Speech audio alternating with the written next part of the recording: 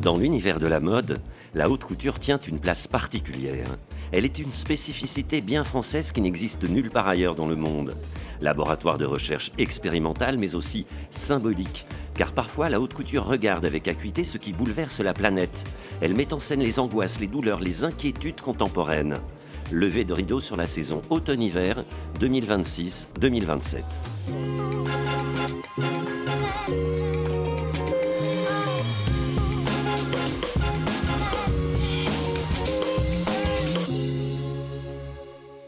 Pour présenter leur collection, le duo néerlandais Viktor et Rolf met en scène une critique virulente de la société. Les deux mannequins ne défilent pas, elles jouent. Sur une scène tournante, elles se vêtent et se dévêtent seules. Elles sont comme les deux versions d'une même femme. D'un côté, tout est en toile de jute, avec disons des matériaux médiocres, mais travaillés de façon luxueuse. D'un autre côté, il y a beaucoup d'or, beaucoup de lurex, toutes sortes de matériaux dorés, des broderies avec des pierres et des cristaux Swarovski, des paillettes de métal. Mouvement similaire, silhouette identique, mais l'une baigne dans l'opulence, l'autre dans l'austérité. C'est un message politique? La collection s'appelle l'âge d'or 2.0. Il s'agit d'évoquer la décadence, le désordre qu'elle crée. Nous avons essayé d'en faire quelque chose de beau. Cela fait longtemps que nous travaillons sur le concept de la mise en miroir. Les deux dernières tenues expriment cette idée. La décadence d'un côté, la retenue de l'autre. Ce qu'ils explorent, ce sont les dualités. Et ces dualités fusionnent et se séparent, et fusionnent et se séparent. Une partie du génie des Viktor et Rolf est qu'ils nous donnent matière à mordre à pleines dents dans nos idées, à s'attaquer à elles, à les explorer avec curiosité et profondeur. Pour eux, la performance n'est pas au service de la mode, c'est la mode qui est au service de la performance. Pour fêter les 10 ans de sa griffe haute couture, Yuri Nakazato nous livre lui aussi une performance artistique.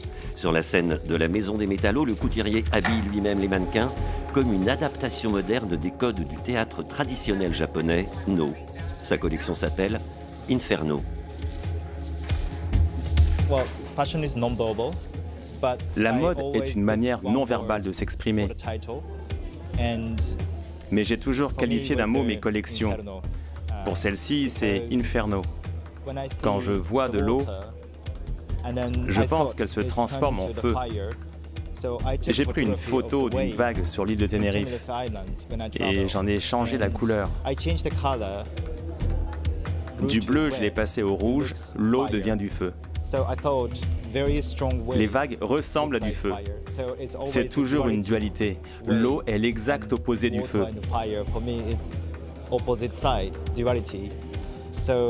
C'est ça le message. Je ne vais pas vous en dire plus, mais cela a un lien avec ce qu'il se passe dans le monde. Si Yuri Nakazato aime à jouer avec la dualité, il se délecte également des sons produits par les matériaux qu'il emploie pour concevoir ses modèles. Vous pouvez sentir le son de la céramike.